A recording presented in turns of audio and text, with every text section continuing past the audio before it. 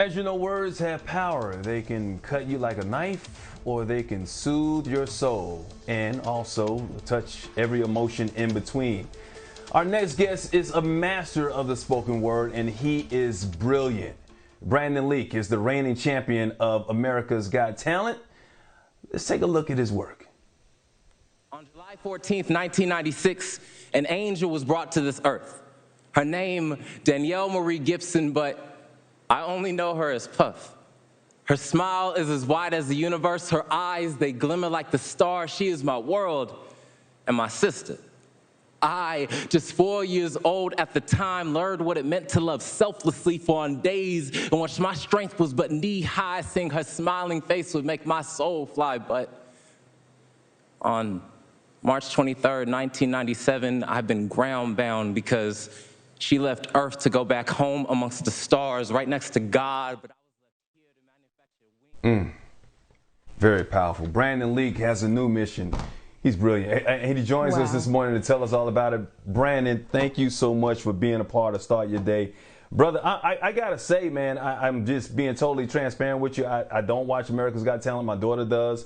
But I went back and I watched the episodes in which you were in and your performances, and you are amazing. So first spoken word artist ever on AGT, and at first they rejected you. They didn't even wanted you to be on the show, but you win the $1 million prize. So how has your life changed since then?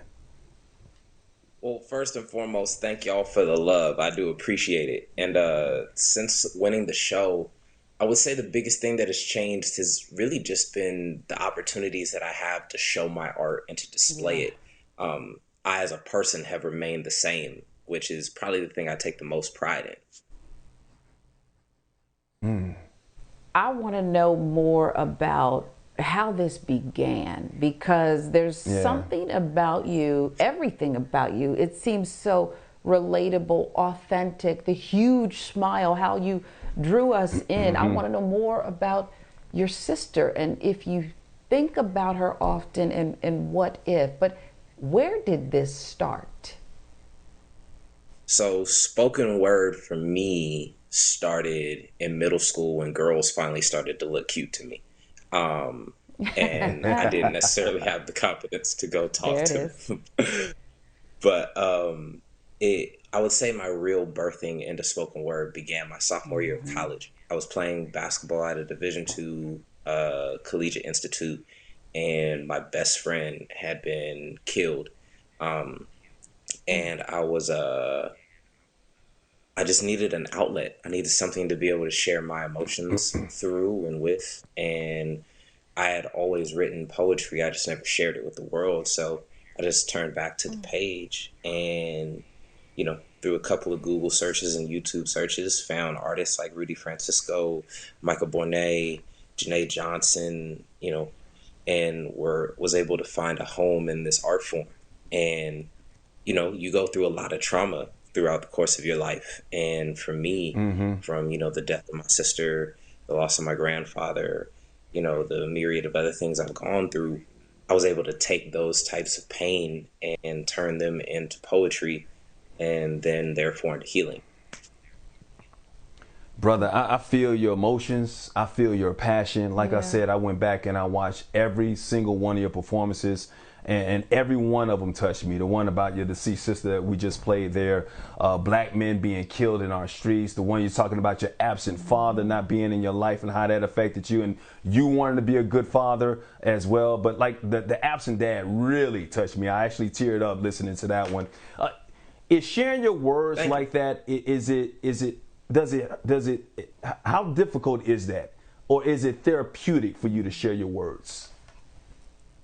In the beginning, it's difficult the same way going to the gym is difficult.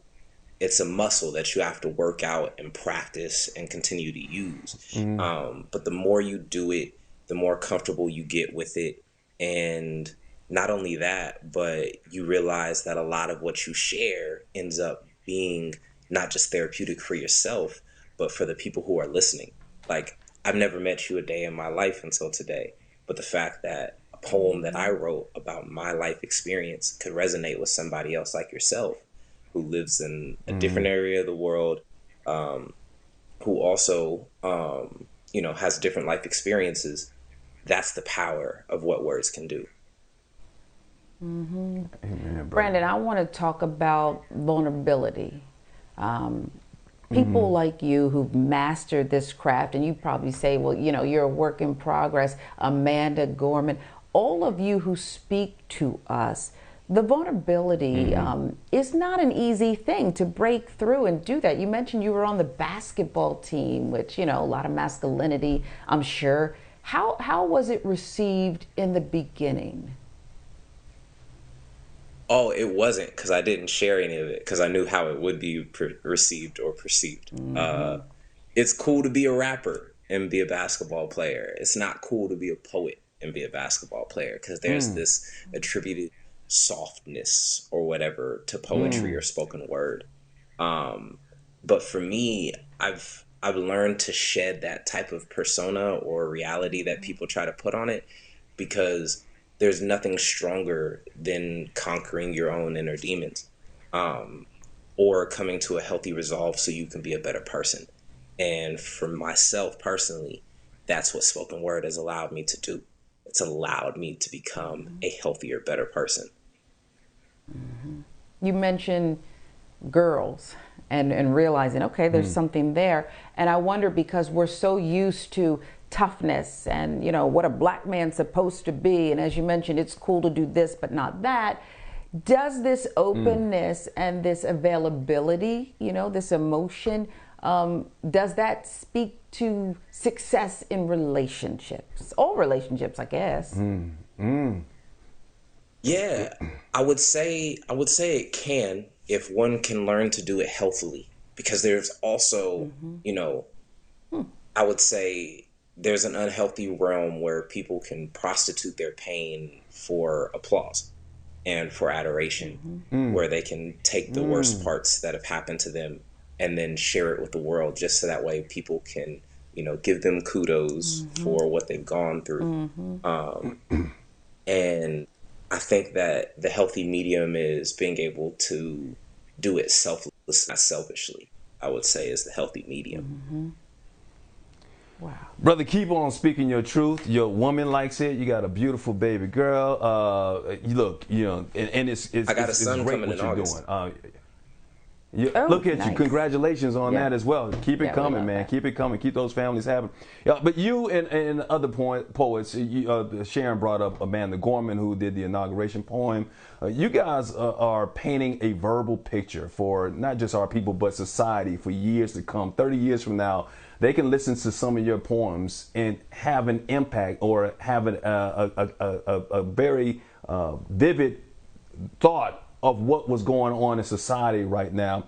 Do you think, because of your popularity on AGT, you winning that, and her being a part of the inauguration, do you think that will allow other poets like yourself to become more in the mainstream and become more accepted, not just by women, but obviously the men who are so-called supposed to be so tough? Yeah, I would hope so. I would hope that we would learn to be able to be nuanced as individuals, as human beings, as men, as women, and be able to learn and embrace the fact that as much talk as we give about dudes having to be macho or tough or have this machismo or whatever, in like not being emotional, anger is also an emotion. Like frustration's also an emotion. And these are things that, men are prototypically allowed to feel on a regular basis. So instead of just allowing us to feel one or two emotions, let's go through the whole range and figure out what's there for us. And I'm sure there's also a lot of beauty there for us too, on the other side of it, and a lot of healing for us there too. Brother, it's therapy. When you let it out in your words and your emotions coming out the way you have to, it's therapy, and I love that you're doing. But what I love about what you do is not just your words, which are very impactful, but your performances. I mean, I see and I hear every word. It's almost like I'm living your words. How important is the performance aspect of what you do? Man, that's really important to me personally, just because when I first started doing poetry, I was trash at it. I was really bad at the Wow. performance. Wow, that's surprising. And that was because I had this idea and perception that like I never wanted to take my cool jacket off. You know, the thing that I picked up in high school to, be able to survive or get by. But on stage, you gotta be willing to let it all hang loose. You gotta be willing to kind of look stupid or foolish up there, in your own head, because to the world, it just looks like you're invested. And to throw yourself reckless abandon at something and give it your all, that's something I've historically done, and I had to learn how to be better at allowing my both vocal inflection and physical body to not to go back to the place that I was emotionally when I wrote that poem. Also, your smile. The smile it draws me in So as authentic. well. And I think, look at you now. You're smiling. You know, I think that is just who you must be. Thank you. Yep. Let's talk money for a moment. You earned it, $1 million, and I know I read it. You want to give back to your hometown. You have your organization called Move, called to Move rather. And so talk about what's next for you in giving back and drawing perhaps young artists, other artists in to be vulnerable and really go for it. Yeah, so one of the biggest things that I would like to do is I grew up in what is deemed a food desert. I'm trying to go open the first Black-owned grocery store in Stockton, California. That's one of my biggest goals. Yeah. It's a long-term nice. goal, so I'm hoping to finally get things rolling in 2022 in terms of like, the blueprinting and purchasing of the real estate and whatnot. But one of the other things artistically that I'd like to do is I'm wanting to lead and develop a culture around literacy and writing that isn't around grading. Because I realize now the only time I ever wrote as a kid was when things were getting graded. And that doesn't incentivize youth to be able to explore themselves in writing. And I want to incentivize youth to be able to learn that writing is not just a task that you do for essays, but it's something that can be cathartic. It's something that can be healing. It's something that can be therapeutic.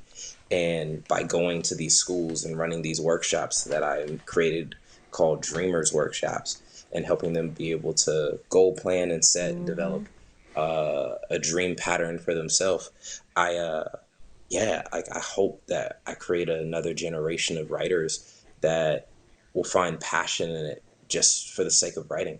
Nothing else necessary.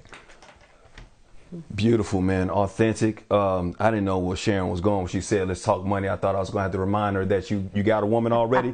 But that's another thing here and there, she's talking Don't do that. Man, don't let him do that. But, to me. I'm a respectable woman. I'm just saying, she is if you got money. Anyway, AGT, you win that. You're on Ellen. So what's next, Brandon? What can we see you again? Because I've become a fan of yours, and I just want to follow your career and just support you in any way possible, my brother. Yes. So on the 12th of this month, I will be at the Punchline Comedy Club in Philadelphia. And then on the 13th, I'll be at the Vogel in Red Bank, New Jersey. And then on the 14th, I'll be at Bell House in Brooklyn, New York. So those are 3 that are coming up immediately. And then I'm actually hoping to come out to Atlanta soon and be able to come knock out a show there.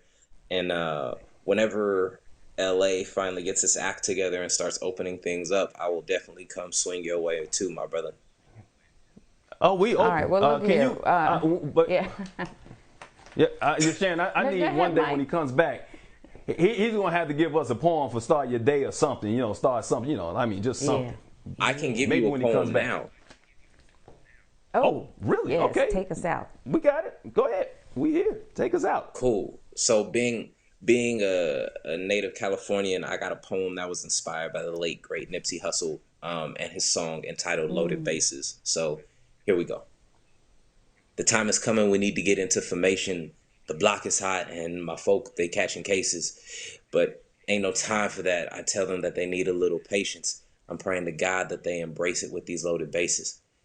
And life, I'm just trying to maneuver around these landmines and try to land mine, because too much pressure at the right spot but the wrong time could lead this black man to 6 feet deep with flat vital signs.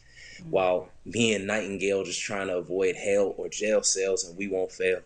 I poured all of my life into plan A, intently illustrating this immaculate image of how we turned this rocky soil we was given into a ravaging forest for the village we live in.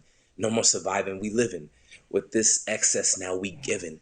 No more need for set tripping, just sit back, relax, and peep the vision. Particularly placing people in they set position. It take a little time and effort, but this endeavor gonna complete the mission. This is the final phase of how we end division. The troops are now in their right places. I'm staring at these loaded bases, knowing dang well I'm gonna Willie maze it. And as Nip said, time is coming, we need to get into formation. The block is hot, my folk known for catching cases, but ain't no time for that. I tell them they need a little patience. I'm praying to God that we embrace it with these loaded bases. We got to rap, brother. We have to rap, man. That is right there. Outstanding. That's perfect. That's the way to end the show. That's why you're the winner, $1 million. And when you come to Atlanta, Mike drinks on him for everybody in the audience.